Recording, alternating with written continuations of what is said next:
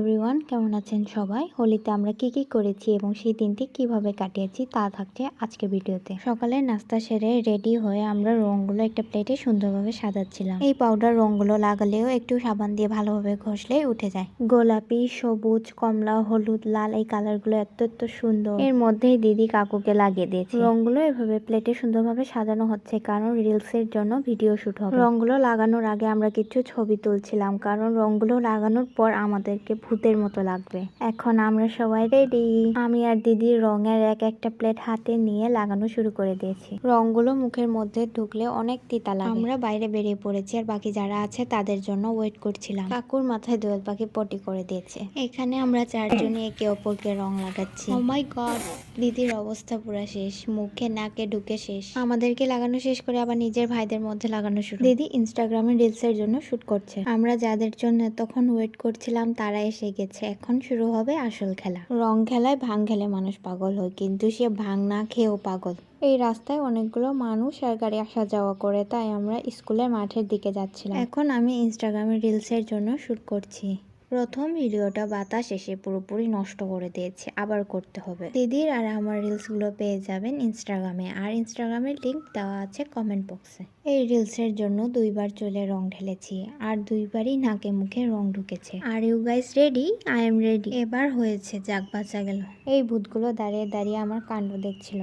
এবারে এদের রং মাখামাখি শুরু। প্রথমে আস্তে আস্তে, এরপরে থাপড়িয়ে রং লাগাচ্ছে এরা। অন্য দিক থেকে ননদ তেড়ে আসছে আর বউ খোপ করে তাকে ধরে ফেললো। এই যেন গ্রাম বাংলার বউ আর ননদের মধ্যে ঝগড়ার দৃশ্য। আর শাশুড়ি যেন দেখেও না দেখার ভান করে আছে। এদের মধ্যে কোনো ব্রেক নাই, আবার শুরু। এইবার কিন্তু শাশুড়িও এসে যোগ দিয়েছে। আপনি কার দলে, বউ, ননদ নাকি শাশুড়ি? কার দলে তা অবশ্যই কমেন্টে জানাবেন।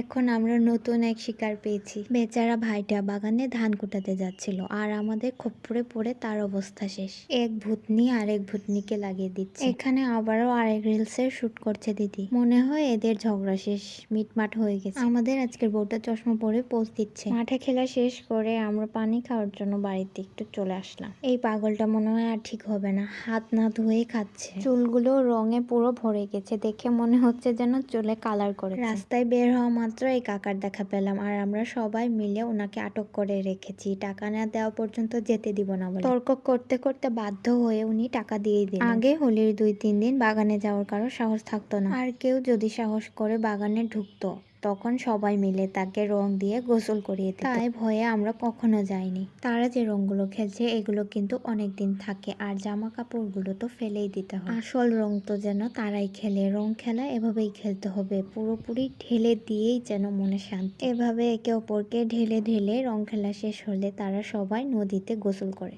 হ্যাপি হোলি!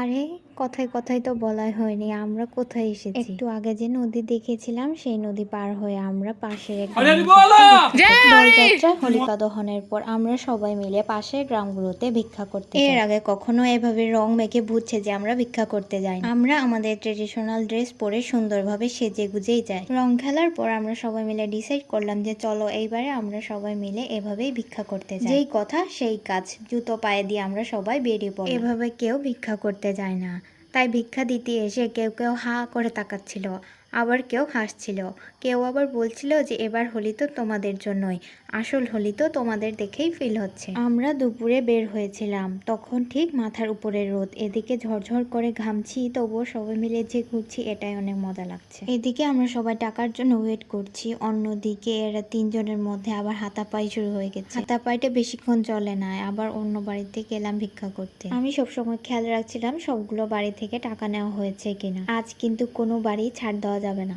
এখানে আবার কিন্তু বেশি দাও বা কম দাও এভাবে বলা যাবে না, লোকে হাসি মুখে যা দিবে তাই নিতে হবে। এই গ্রামটা আমাদের গ্রামের চেয়ে অনেক বড়, 60 থেকে 65টার মতো ঘরে, তাই হেঁটে হেঁটে যেতে অনেকগুলো টাইম লাগছিল।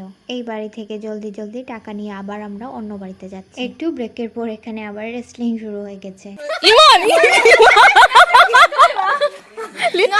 বেশি তাহলে খারাপ চলালো।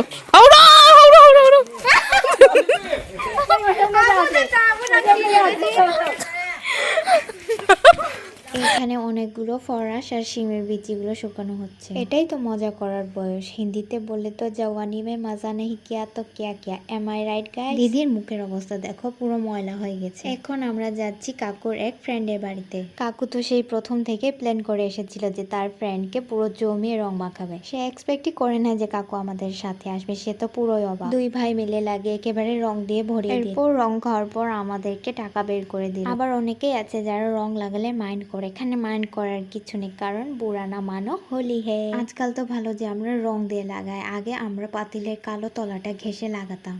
তারা মিলে আমাকে লাগাতে আসছিল, কিন্তু পারবে না, আমি হলাম সুচতুর ব্যক্তি। এরপর বললাম আচ্ছা যাও লাগিয়ে নাও, একদিনই তো, কোনো সমস্যা না। আমার পেছনে পেছনে তারা আবার শুরু হয়ে গেছে। এই বেচারি কি দোষ করলো, পূর্বজন্মে কোনো প্রতিশোধ নিচ্ছে কিনা কে জানে, সবাই তাকে মিলে অ্যাটাক করছে। সে যখন হাসলো তখন দেখলাম দাঁতেও রং ঢুকে গেছে।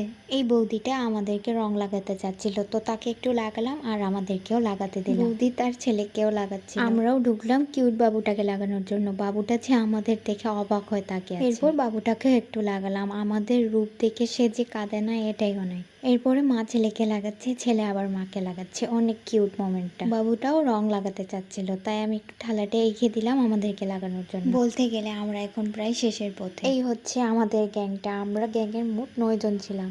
আমরা এখন যাচ্ছি দিদির বেস্ট ফ্রেন্ডকে অ্যাটাক করতে। দেখা মাত্রই আমরা সবাই মিলে দিদি ফ্রেন্ডের উপর ঝাঁপিয়ে পুরো ভূত বানিয়ে দিলাম।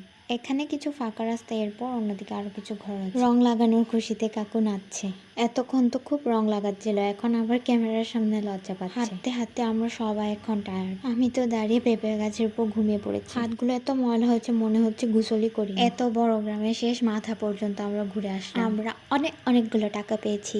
এখন আমরা আসলাম নিজেদের গ্রামে ভিক্ষা করতে। সবাই অনেক বেশি টায়ার্ড, আর এই গরমে অনেক পানির পিপাসাও পেয়েছে। আমাদের গ্রামে টাকা তোলা শেষ হলে আমরা সব টাকাগুলো হিসেব করব। এরপর ভিক্ষার টাকাগুলো থেকে কিছু টাকা আমরা ভগবানকে নিবেদন করলাম, আর বাকি টাকাগুলো দিয়ে আমরা এখন পিকনিক করব। হিসেব করে টাকাগুলো দিয়ে পিকনিকের জন্য আমরা বাজার করেছি, আর তারপরে ফ্রেশ হয়ে আমরা এখন তরকারি কাটছি। তো আজ এই পর্যন্ত। হোলিতে আমাদের এভাবে ভিক্ষা করতে যাও, এরপরে মজা করা, পিকনিক করা, এগুলো আপনাদের কাছে কেমন লেগেছে তা অবশ্যই কমেন্টে জানাবেন। And if you guys like the video, don't forget to share. By.